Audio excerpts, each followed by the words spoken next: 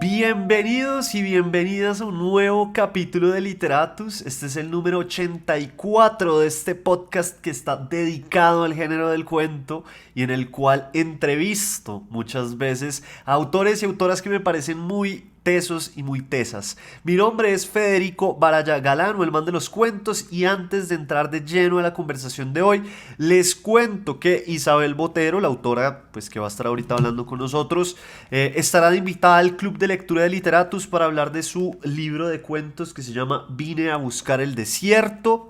Y si usted quiere ser parte de este club de lectura, simplemente tiene que escribirme a mi correo, que es federico.baraya@gmail.com, o a mi Instagram, que es federico.baraya. El club es por Zoom, entonces si usted está en otra parte del mundo, pues es perfecto porque por ahí le funciona.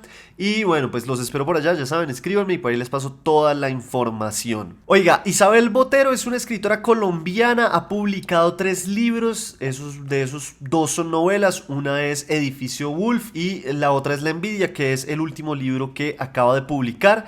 En el 2018 con Vine a buscar el desierto, que es este libro de cuentos, ganó el premio al libro de cuento inédito de la alcaldía de Medellín. Son 20 relatos en los que nos encontramos con personajes que buscan en el viaje, en el movimiento, huir de ellos mismos, de recuerdos de su vida. Y bueno, son 20 cuentos que parten de la vida de la autora. Ese fue sí, como la materia prima para escribir, y que después ella, con tratamientos y con usos específicos de la narrativa y de la ficción, pues los trató para convertirlos en cuentos y así construir Vine a buscar el desierto, que también, hay que decirlo, fue su tesis de una maestría en escritura creativa que pues realizó. Sin más, bienvenidos y bienvenidas a esta conversación con Isabel Botero, que les prometo estuvo de lujo. Hablamos de lo que es la autoficción, hablamos de estrategias para construir cuentos y también hablamos de la vida de ella, cómo es eso que ella estuvo muchos años y por mucho tiempo viajando por todo el mundo, moviéndose de un lado a otro.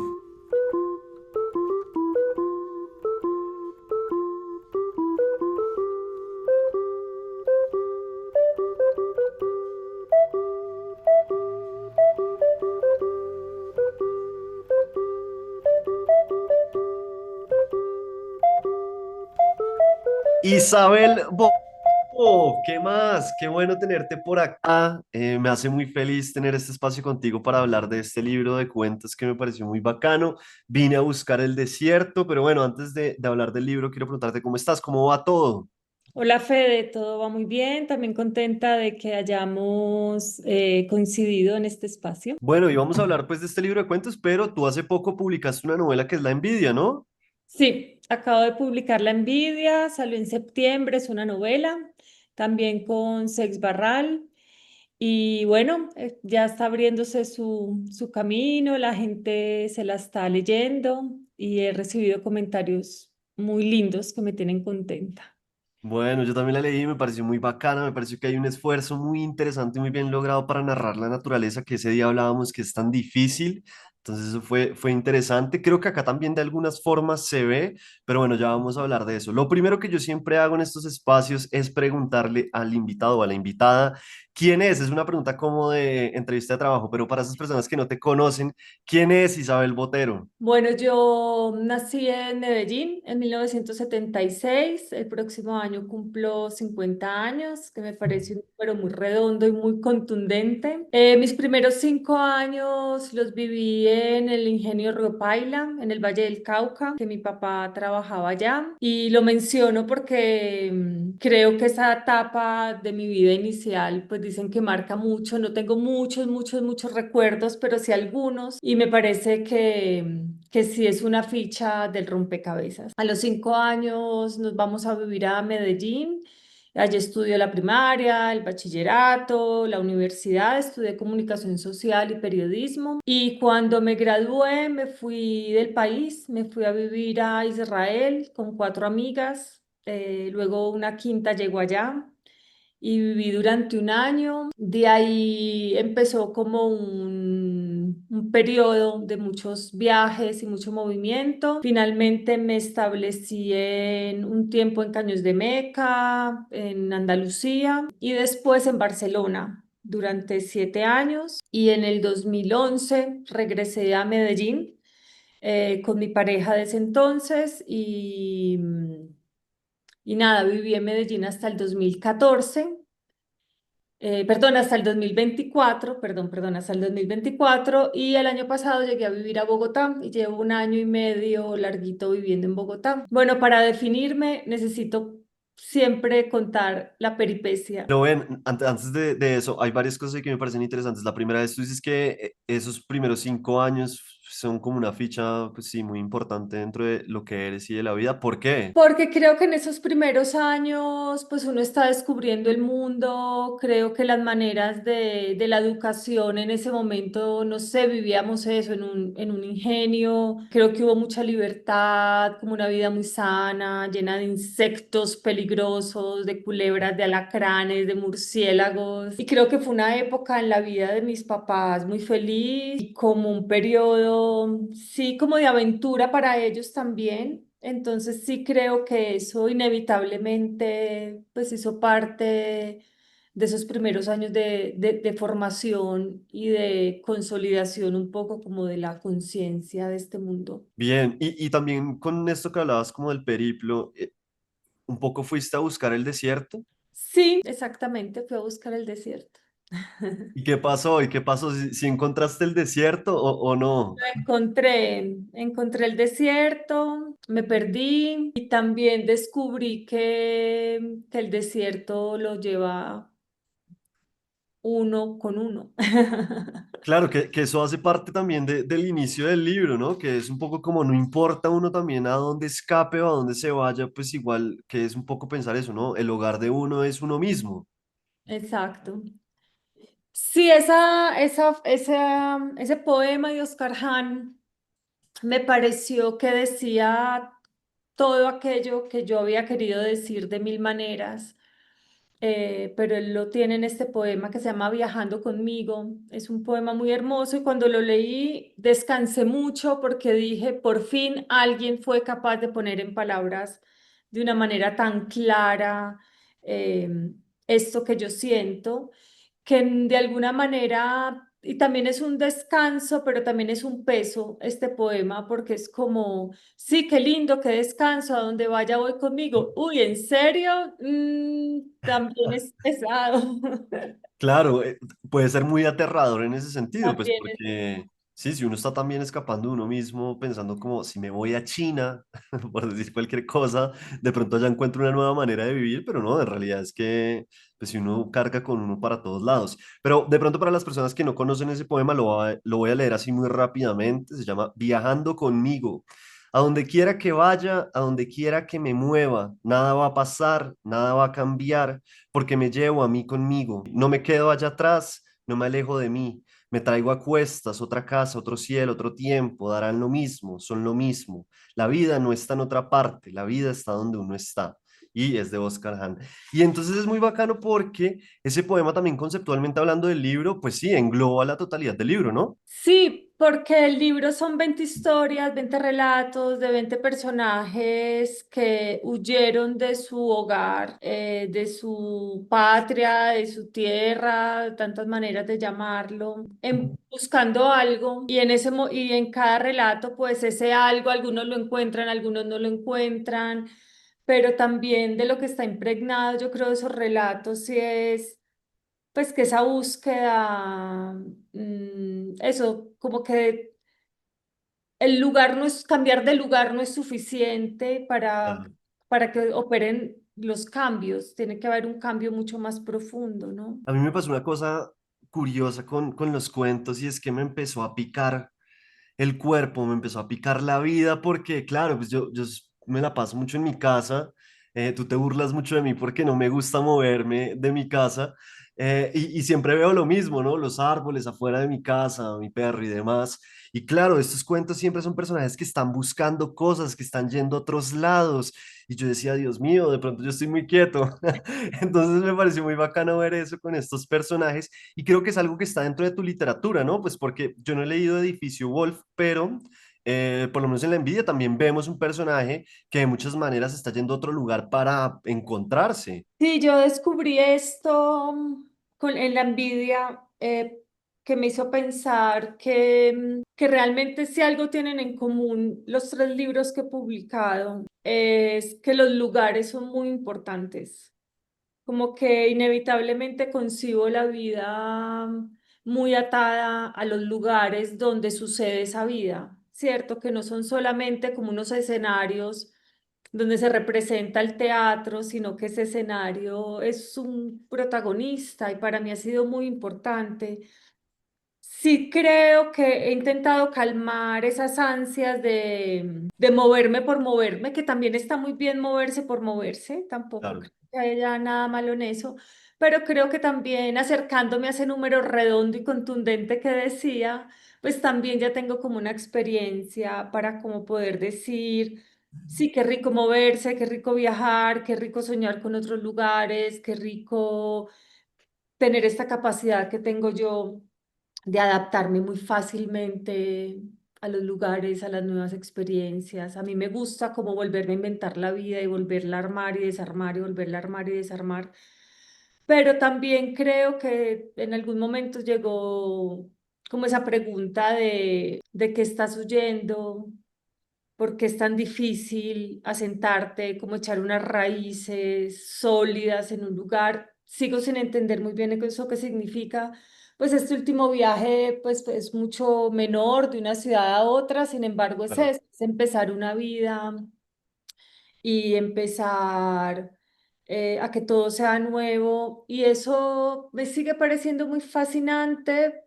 Me gusta esa sensación como de extrañeza. Me gusta salir a la calle y sentir que todavía tengo mucho por conocer, muchos atajos que no conozco, tanta gente que todavía voy a los sitios y la mayoría de la gente es desconocida para mí. No sé, Fede, a mí esa sensación me gusta, como esa sensación de ser forastera me gusta.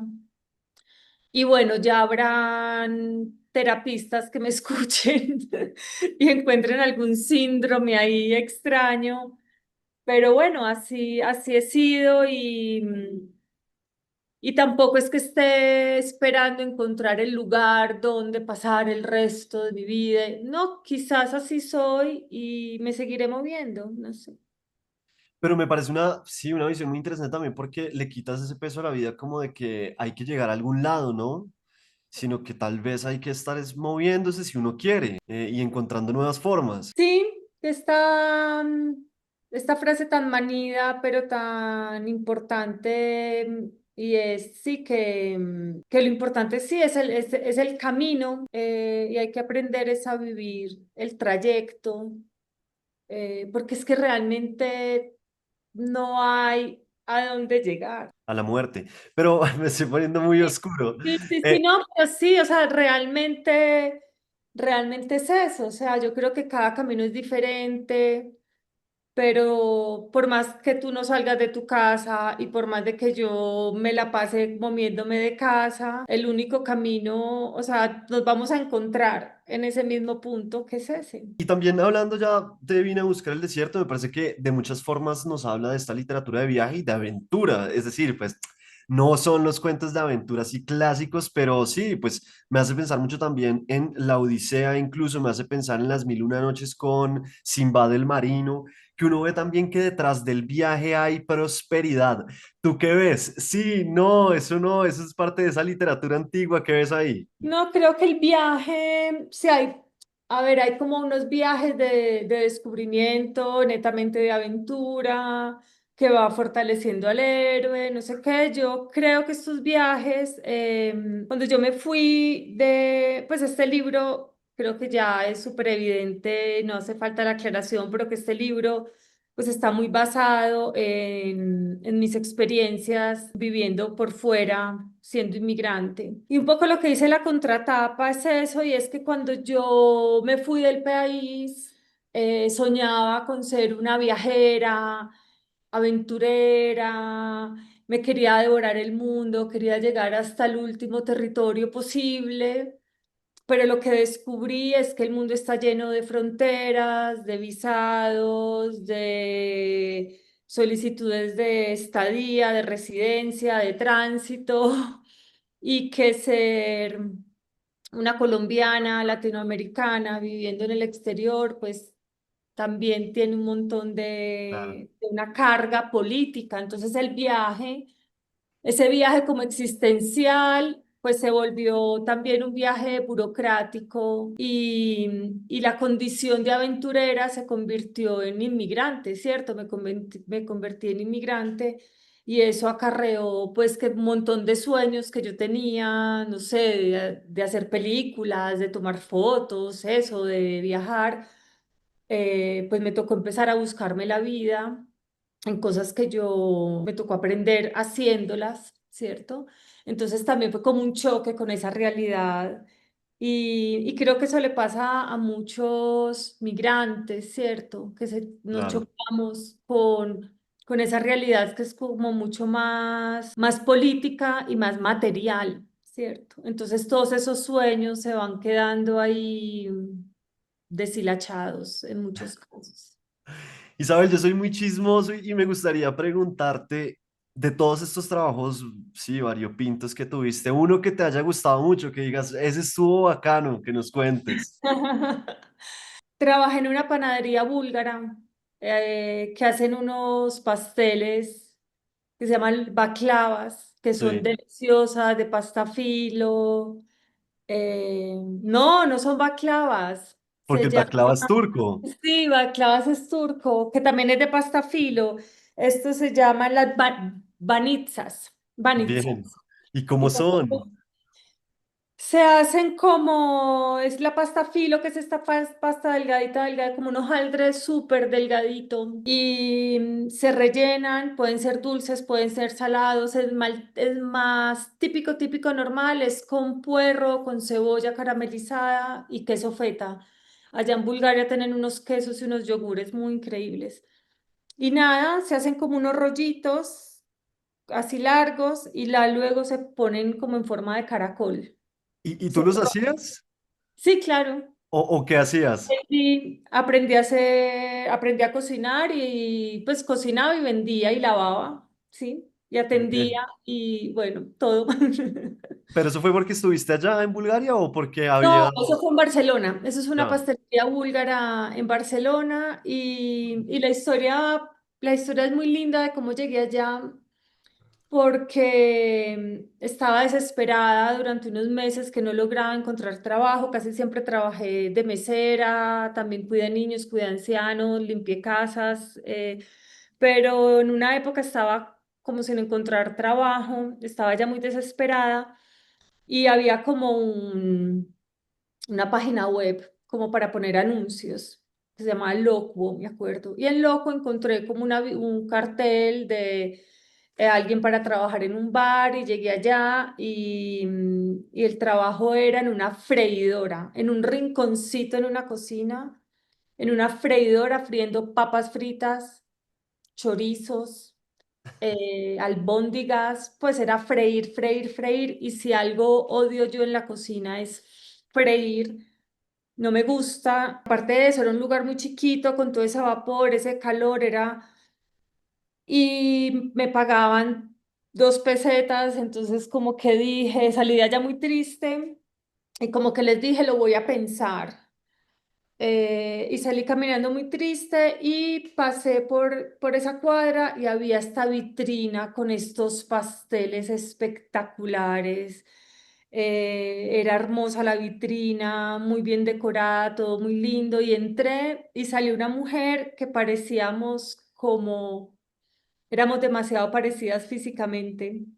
Como que las dos nos miramos y nos asustamos, como si nos estuviéramos viendo en un espejo. Fue muy raro, nos cogió como un ataque de risa y entonces empezamos como a conversar y resulta que ella sí era búlgara y nada, le conté de eso que estaba buscando trabajo y me dijo, pues yo estoy buscando a alguien para que me ayude a atender, a cocinar, a limpiar y que si estaba interesada podía empezar esa misma tarde y así fue.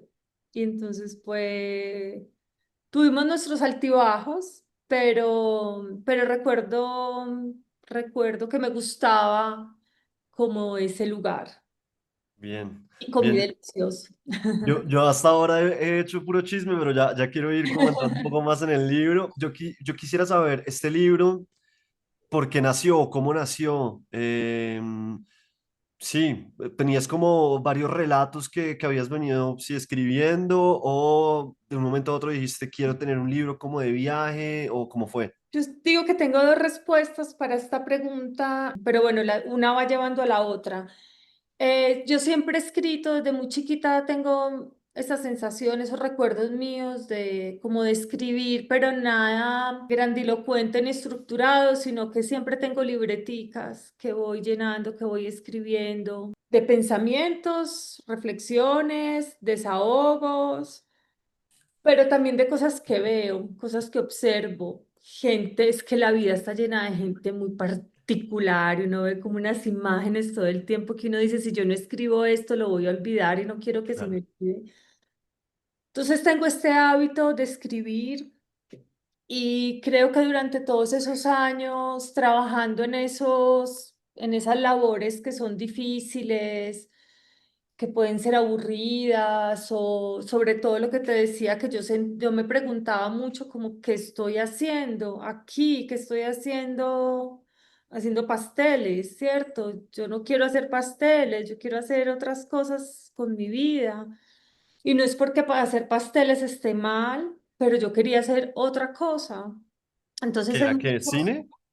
sí, quizás crear, no tenía muy claro, pero quizás sí, quizás en ese momento el sueño que tenía claro era como ese, como hacer películas. Entonces, durante todo este tiempo creo que escribí mucho, pero como te digo, sin ninguna intención, yo nunca tuve claro el deseo de ser escritora, pero a veces creo que es porque nunca me lo permití, como que era algo que tuve muy pocos referentes de mujeres escritoras, no sé, como que sentía que ese sueño no me correspondía tenerlo a mí. Pero entonces, como te decía, escribía mucho, creo que para mantenerme cuerda, como para sentir que todo eso que estaba haciendo y que todos esos trabajos de supervivencia, como que hacer que valiera la pena eso. No sé cómo explicarlo. Y también creo que era muy terapéutico para mí. Y entonces coleccioné muchos cuadernos y esos cuadernos fueron viajando conmigo y fueron viajando conmigo.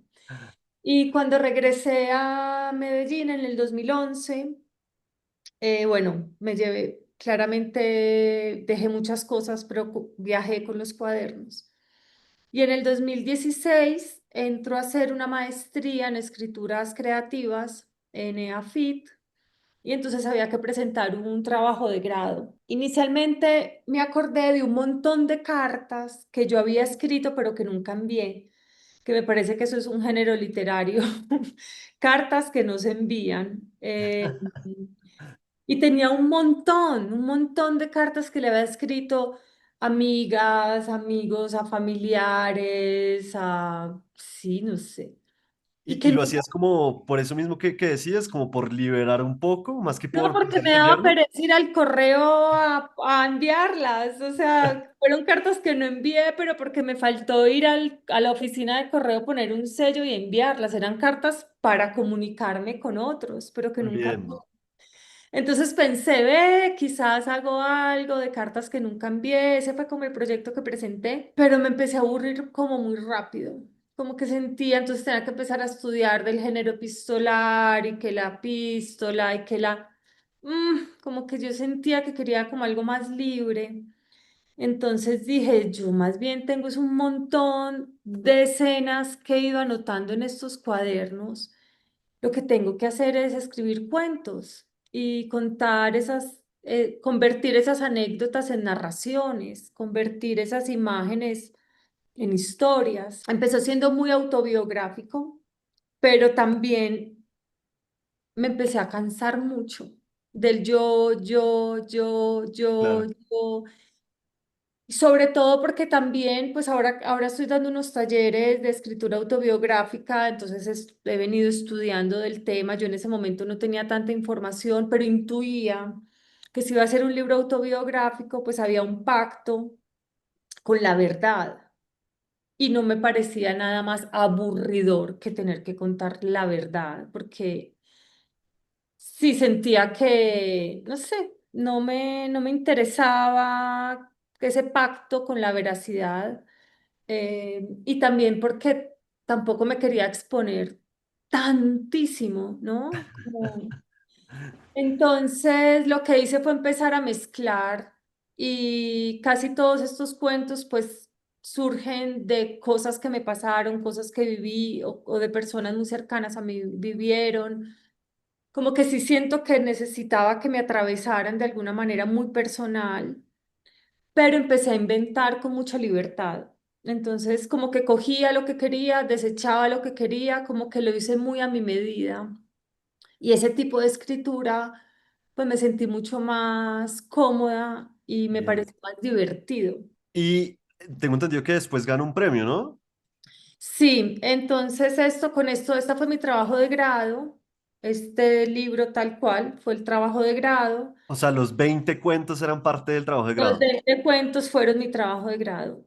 Y un profe de la universidad, pues, como que me animó a llevarlo. Pues él lo llevó a una editorial que después no terminó siendo, pero empecé un proceso con ellos. Y yo estaba muy sorprendida. Es como, esto era una tarea. Yo no, de verdad, suena como falsa modestia, pero fue cierto. Yo jamás pensé que los iba a publicar, yo simplemente era mi tarea para tener mi diploma y ya está. Entonces lo presenté a la convocatoria de la alcaldía y gané, el libro ganó, premio de cuento inédito en el 2018. Y ya luego, eso es una historia larga de cosas extrañas y cruces extraños de la vida, que el libro termina en Sex Barral y lo publica. Bueno, pero hay unos temas que me parecen muy interesantes que toquemos. El primero es el tema así como de la autoficción, que se llama hoy en día también, porque sé que pues hay muchas personas que oyen que les interesa también escribir y que pues uno está acostumbrado también a partir de la escritura, pues de lo que uno ve, uno vive. ¿Cómo hace uno para planchar esas vivencias propias en la ficción, para trasladarlos como así a un mundo literario que funcione? Porque la vivencia por sí misma no va a funcionar en la literatura. ¿Qué nos recomiendas? ¿Qué se puede hacer? ¿Qué no se puede hacer? ¿Qué hay detrás de este mundo tan complejo de pasar esas vivencias a un cuento? Sí, yo creo que hay dos autoras. Vamos a poner en plan profesorita porque como te decía, justamente estoy dando como unos talleres Excelente. de eso y creo que hay dos recomendaciones, que se lean dos libros de dos autoras que admiro un montón y que tienen dos libros que hablan sobre la escritura. Uno es La escritura como un cuchillo de Annie Ernaux, la escritora francesa, Ganadora del Nobel. que es una de mis fascinaciones. Esta señora tiene una frase en ese libro que me parece que ilumina mucho este tema y es que ella dice que ella necesita ver y oír, que ella necesita como estar ahí, estar en el lugar y ver y oír, pero que al sentarse a escribir vuelve a ver y vuelve a oír, ¿cierto? Entonces hay como no es solamente consignar los recuerdos de lo que viviste estando ahí, sino que hay que reinterpretarlos, hay que revivirlos, hay que reconstruirlos, ¿cierto? Y la otra es Vivian Gornick, que tiene este libro que se llama La situación y la historia, que es un libro que también si es como más académico o son sus reflexiones sobre este tipo de literatura. Y, y de lo que más destaco, de lo que ella dice, dice muchas cosas muy buenas, pero me gusta mucho que ella insiste mucho en que aunque estés escribiendo sobre tu propia experiencia, tienes que construir un personaje. Y también tiene una frase que es muy fuerte, que la analicé con los estudiantes y unos se quedaron un poco así como, y es que vivir no es suficiente, vivir no otorga reconocimiento, de lo que se trata es hacer arte con eso. Entonces, sí es un género muy paradójico, porque también el pacto de lectura como que cuando uno lee una autobiografía, el pacto es ese, todo lo que te voy a contar es verdad y el lector asume que es verdad. Cuando es ficción, es todo lo que te voy a decir es mentira, pero este es como, te voy a contar algunas cosas que fueron reales, otras me las inventé, no voy a distinguir cuáles y ese es el pacto ambiguo de lectura, ¿cierto? Y a mí me gusta, la gente es muy chismosa como tú y cuando saben que está como ese pacto ambiguo de lectura, la gente sí le gusta saber qué fue cierto, uno qué vivió. Y a mí me parece súper inútil y desgastante tener que estar aclarando de este cuento, esta parte Oh. sí, esta parte no, no tiene ningún sentido. Pero por ejemplo en ese libro, el cuento más rocambolesco, que uno dice, uff, qué imaginación la de esta mujer para inventarse esto, es el cuento más autobiográfico de todos. ¿Cuál es? No sé, mira, intenta mirar No, pues es que a mí el más rocambolesco me parece Nieve, pero no. una historia que tú digas, uy, qué historia más densa. Tengo uno ahí que me... Mustafa y los cadáveres también. Ese, Ah, ese. buen lector, ¿sí ve? Sí, señor. No, pues es que claro, eso me llama mucho la atención de la autobiografía porque sí, no es tan fácil igual uno llevar esas vivencias a la literatura, o sea, muchas veces se piensa que, o hay este pensamiento de lo que yo necesito para escribir es vivir, ¿no? Y O entonces, sufrir, ¿cómo? o sufrir. Claro. Y entonces busca las maneras o de sufrir o de vivir y después a la hora de escribirlo, pues no sale, no sale. Entonces, ¿qué Sí, hace uno? creo que hay un punto ahí que es importante también, que creo que fue lo que yo descubrí cuando empecé a escribir este libro en un código más autobiográfico. Y es que sentí como, sí, como un desahogo, como que me estaba desahogando. Entonces creo que este tipo de literatura tiene ese riesgo de que se convierta en desahogos. También corre el riesgo de que intentes reemplazar la terapia, entonces en vez de ir al psicólogo te pones a escribir. También funciona como venganza ¿Contra quién? contra quienes, contra alguien que tengas algo pendiente, no sé. Claro.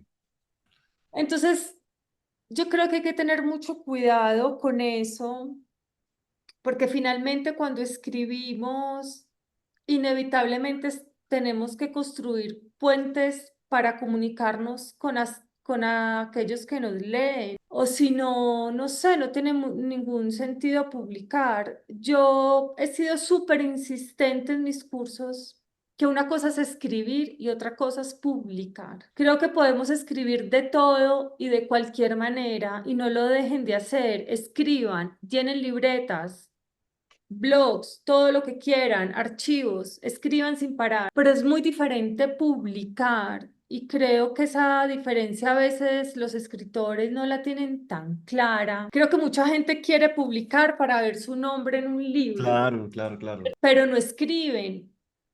O, si me hago entender, como que no es lo mismo escribir y publicar, son cosas diferentes. Entonces, creo que sí hay personas que necesitamos la escritura. Sí, más allá de la publicación.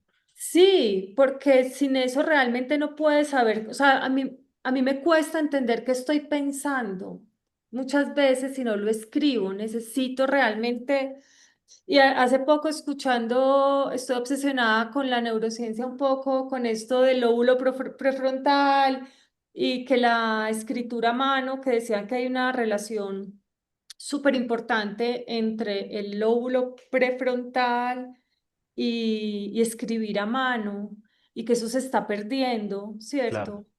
Entonces yo hay cosas como que tengo una maraña en la cabeza, un malestar, de eso que uno dice, tengo un malestar, yo hasta que no lo intente poner una palabra tras otra, no logro entender de dónde, qué es. Entonces escribir no tiene límite, creo que publicar sí, tenemos que empezar a tener como unas consideraciones con ese lector, ¿cierto? Por ejemplo, lo de la venganza, yo lo sentí mucho escribiendo el edificio Wolf, porque entonces hay este personaje, bueno, más o menos se los cuento así rápidamente cómo funciona el libro. El libro Edificio Wolf son tres tramas. Hay una trama que es una chica veinteañera que se emancipa, pelea con su mamá y se va a vivir al sótano de este edificio porque es lo que puede pagar y es lo que encuentra. Hay otra trama que es un fantasma que vive en ese sótano.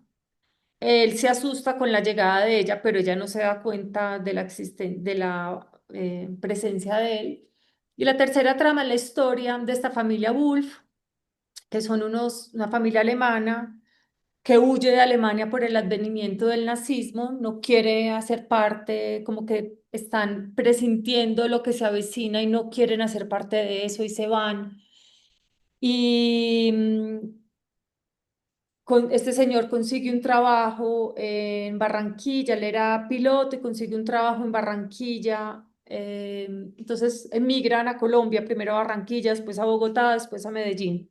Bueno, todo este preámbulo para contar que la historia de esa chica que llega a vivir a ese sótano, pues es como un poco el detonante y es la trama que une tanto al fantasma como a la familia, ¿cierto? Funciona como ese coadyuvante, ese, ¿cierto? Sí. Y esta chica pues tiene un novio y es un muy mal novio. Y este novio pues está súper inspirado en una experiencia personal.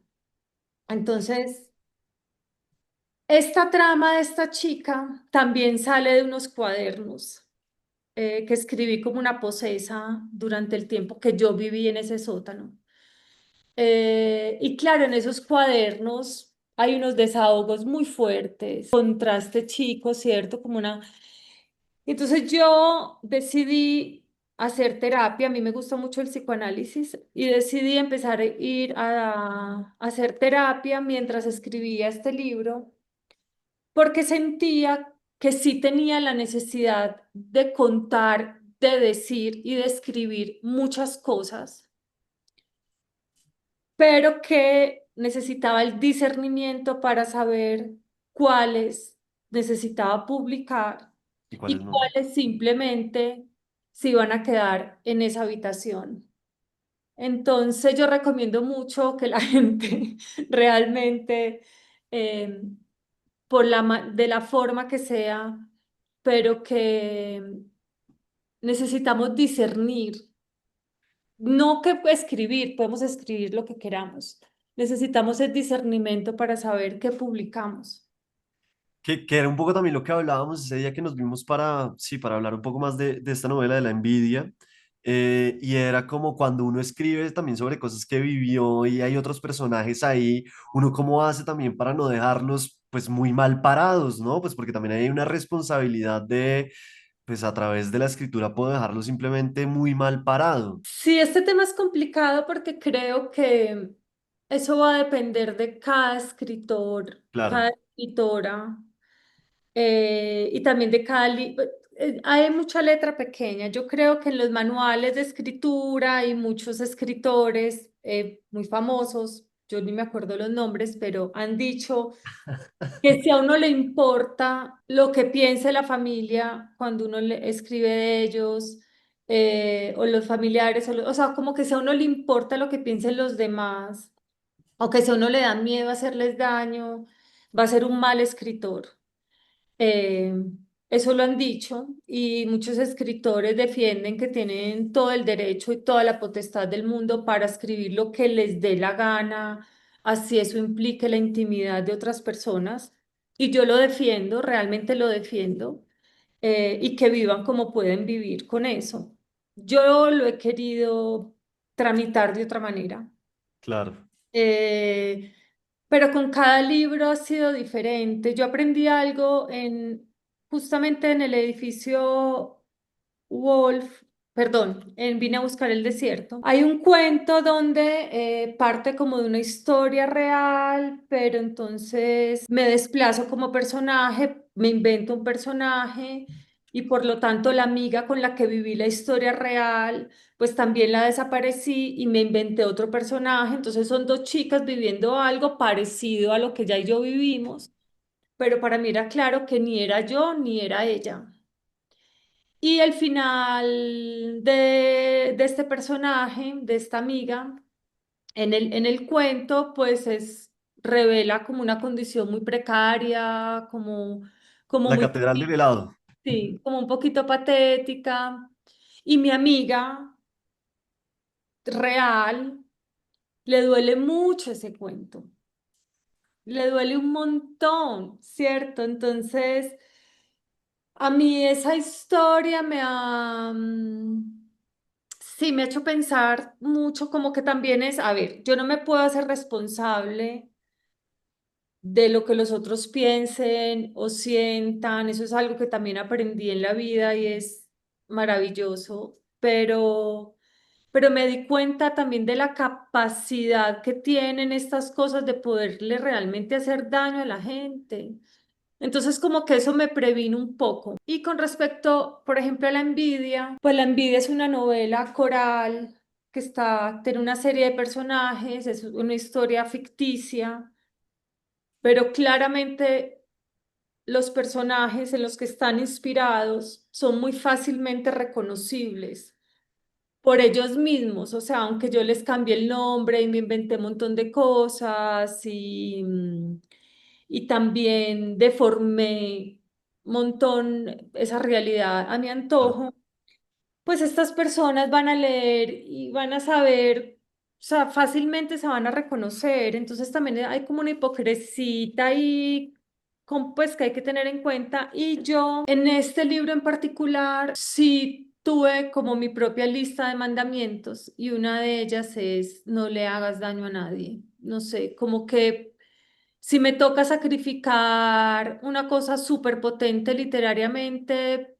pero es que esto me lo dijo en un entorno es que esta gente me abrió las puertas de su casa. Claro. Pasé navidades con ellos, me invitan hasta, no sé, como que también yo sentía que hasta dónde es una traición. Pero es que ese es el problema, los escritores son espías, como decía Mariana Enríquez. Sí, y sí, pero entonces todo eso está muy bien. O sea, yo los frenteo y les digo, soy una espía, vengo aquí, o sea, llevo años observándolos y escribí una novela de ustedes, todo bien, pero hay cosas que yo sí me guardé, Claro, que sentía que yo quiero regresar allá y mirarlos a los ojos y que me sigan abriendo la puerta de sus casas y no quería, no quiero perder esas amistades por un pinche libro, ¿sabes? Es sí, sí, como, sí. entonces yo creo que cada escritor, cada escritora tendrá sus propias reglas del juego. E intenciones, Sí, igual en este libro pasó así, no sé en el libro que siga, a lo claro. mejor el libro que sigue por otras circunstancias, no sé, pero en este libro, en especial en La envidia, sí fui como muy atenta con ese tema y tampoco es ser complaciente y dejarlos bien, no, hay cosas difíciles Claro. y unas intimidades ahí como que ellos van a leer y van a decir, "Oh, qué raro Isabel viéndome así, no sé". Bien, Isabel, se me está acabando un poco el tiempo, pero tengo dos preguntas antes de que te me vayas. La primera es para ti. ¿Qué elementos tiene un buen cuento? ¿O qué es un buen cuento para ti también? Pues puede ser. Yo creo que eso, ¿sabes qué, Fede? Yo creo que eso ha ido como cambiando, como desde la parte, a mí me encanta la teoría del cuento, todas esas teorías que han sacado del cuento, que es una caracola, que es una carrera de 100 metros, todas esas teorías me parecen súper fascinantes y todas tienen algo de verdad. Creo que lo de la caracola me gusta y es que el cuento, como que creo que esa es de Cortázar que dice eso, si no estoy mal, que es como que es una narración que se repliega en sí misma, ¿cierto? Y la de los 100 metros es eso, es que en una novela, pues tú no puedes salir con toda, porque a los 100 metros te vas a cansar, sino que tienes que ir como manteniendo el oxígeno para que llegues a esa meta que está tan lejana. Yo creo que en el cuento, como en los 100 metros, es eso, tienes que salir con toda y llegar con toda. O sea, en un cuento uno no puede ahorrarse como nada. Y con eso me refiero a que cada frase que pongas casi que tiene que significar algo. Sí, es No hay, importante. no hay como tiempo para desviarnos y como para mirar el paisaje, ¿no? No hay tiempo como para distraernos. Creo que un cuento es como una flecha, ¡pum! Entonces me gusta eso del cuento, como que todo termina teniendo una relación demasiado estrecha entre todos los elementos que están ahí. Creo que en la novela hay más tiempo para poderse desviar la atención hacia otras cosas, pero creo que el cuento es tan contenido, eso me gusta, en tiempo.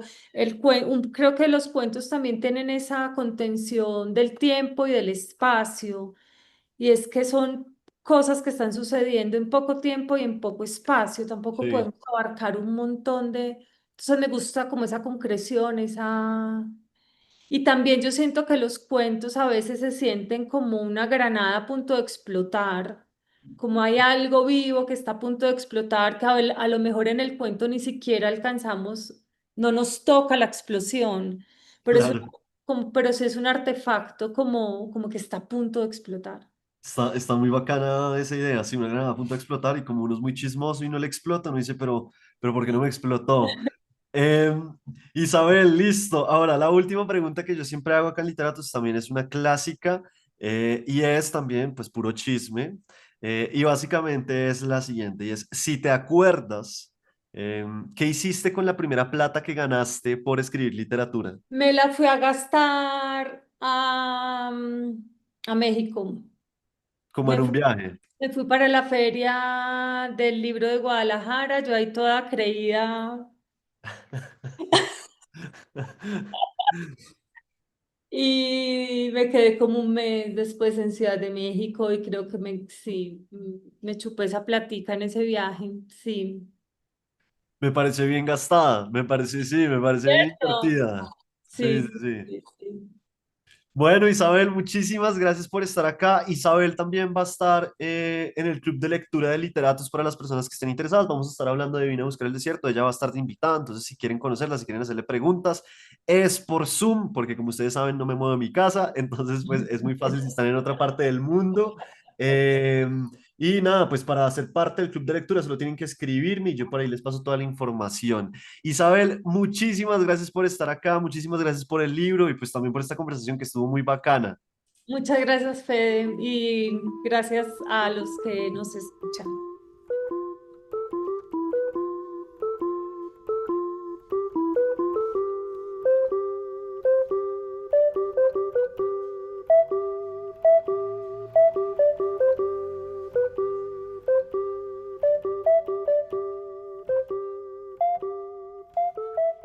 En este capítulo número 84, la autora invitada fue Isabel Botero y hablamos de su libro de cuentos Vine a buscar el desierto. Recuerden que si quieren ser parte del club de lectura, solo tienen que escribirme a mi Instagram, que es federico.baraya, o a mi correo, que es federico.baraya@gmail.com. Por ahí yo les paso toda la información, todos los datos y pues por ahí también se inscriben. Nos oímos en un próximo episodio para hablar más de literatura.